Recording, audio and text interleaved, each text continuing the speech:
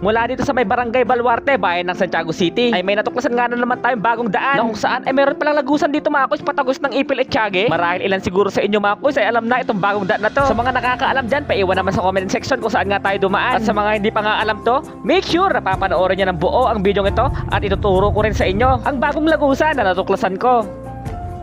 Bali si Bulldog nga pala ang gagamitin natin sa ride na to. Ang motor natin na pangbaragan na pwede sa sementadong daan. At syempre pwede rin sa rough road na daan. Bagay na bagay nga ang motor na to sa magiging ruta natin ngayon. Fast forward tayo mga kuys, na andito na nga tayo sa Barangay Baluarte ng Santiago City. Bali nagpagas nga muna tayo dito mga kuys. Dito nga lang to sa may mobility gas station. Halagang 200 pesos. Sobra-sobra na nga itong gasolina na to para sa ride lang na to. Shoutout nga pala kay kuya na kung saan dito nga tayo nagtanong kung saan tayo ruruta ngayon. After magpagas, nagpatuloy na nga tayo sa biyahe. Bali dito nga rin pala tayo papasok sa kanto na to, tabi mismo ng gas station. Bali sabi nga ni kuya, ay may daan nga daw dito patagos na ng Ipil at Tiague, lagpas na ng tulay. Bali first time ko nga lang din dadaanan talaga to, patagos ng Ipil at Tiague. Bali ongoing na nga tayong nagmomotor dito sa may Baluarte to Nabuan Road. Bali hanggang Barangay Nabuan pa nga lang ang namomotor ko dito. Pero mula Nabuan hanggang Ipil at Tiague, hindi ko pa nga nadadaanan yun. Kaya naman sobrang re-excite talaga ako sa ride na to. Sa patuloy nga nating pagmomotor mga kuys, nakatagos na nga tayo ng Barangay Nabuan ng Santiago City. Sa mga taga Barangay Nabuan dyan, mag-ingay naman kayo sa comment section mga kuys. Bali dire-diretsuhin nga lang natin itong crossing na to, na kung saan patagos nga daw ito ng Barangay Nagasikan. Sa atin nga patuloy na pagmomotor mga kuys, may nadaanan pa nga tayo magandang spot dito. Mayroon siya magandang view. Pwedeng maging tambayan to. May mga nagtatambay na rin ba dito? Paiwan naman sa comment section yung mga picture nyo mga kuys. Bali nagpatuloy na nga ulit tayo sa biyahe, at kung hindi ako nagkakamali, parte na nga ito ng Barangay Nagasikan. May mga taga Barangay Nagasikan ba na nanonood ng video kong ito? Paramdam naman kayo sa comment section mga kuys. Bali nadaanan na nga natin ang Nagasikan Elementary School. Bali nagdire-diretso nga lang tayo mga kuys hanggang sa may nadaanan na naman tayong eskwelahan. Sa mga nakakaalam ng eskwelahan na to, pa-comment naman no. Bali sa eskwelahan nga na ito ay nag-iwan ako ng mga stickers. Bali 5 piraso nga pala yung iniwan ko dito. I recommend isa-isa lang ang pagkuha mga kuys, para yung ibang mga pupunta may maabutan din. Bali nagpatuloy na nga tayo sa biyahe, at dito na nga rin magsisimula ang rough road. May mga parte na rough road talaga ang daan na to, pero masasabi kong mas lamang pa rin talaga ang sementado. After ng rough road, sementado na ulit. Barangay Santa Monica na nga pala to ng Etiague Isabela. Bali na andito nga tayo sa mismong harap ng Santa Monica Elementary School. Medyo loobang parte na nga ito ng Etiague Isabela. May taga rito ba na nanonood ng video kong ito? Paramdam naman kayo sa comment section mga kuys. Malay natin baka sakaling umabot ka sa mga taga rito itong video natin na to. Pero kung sakaling mang hindi, okay lang din. Alam ko na malalim talaga itong baryo na to. Based nga sa Google Map mga kuys, ay pwede rin tayong dumaan dito sa may kanan. Bali kapag kumanan ka nga dyan, ay lalabas ka sa may Etiague to Jones Road. Bali pinili ko nga itong nasa kaliwa mga kuys, na kung saan ay lalabas nga ito sa may lagpas ng Ipil Bridge kung manggagaling ka ng Santiago. Kung araw-araw ka talagang nagbabiyahe ng Etiague to Santiago, ay recommend subukan nyo rin itong daan na to, para may iba lang naman yung ruta nyo. Bali may nadaanan pa nga tayo eskwelahan dito mga kuys. Hindi ko lang alam kung anong pangalan ng eskwelahan na to. Sa mga nakakaalam dyan, pa-comment naman no. Bali ito na nga pinaka-finale mga kuys. Bali palabas na nga tayo ng Maharlika Highway. Bali nasa bandang kanan nga natin yung Ipil Bridge. Ngayon ko lang talaga nalaman na mula Barangay Baluarte ng Santiago City, posible ka nga palang tumagos dito sa may lagpas na ng Ipil Bridge. O diba ang lupit nun? Bali dito ka na pala tatapusin ang kwento ng naging ride natin ngayon. Ako nga pala si Kuya Len na nagpapaalala sa inyo na magmotor, mag-enjoy, at syempre mag-iingat palagi. Hindi tayo magsasawa na magmotor sa mga lugar na bago sa mata, mga lugar na hindi pa natin napupuntahan. Maraming salamat sa pagsama mga kuys. At kung sakali man na umabot ka sa parte ng video ito, baka pwede mo namang i-comment kung taga saan ka,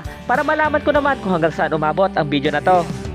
Out in the hills of Tennessee, you can hear a rolling at every song beats. Picking through the daisies and dogwood trees, a little chicken picking on five steel strings.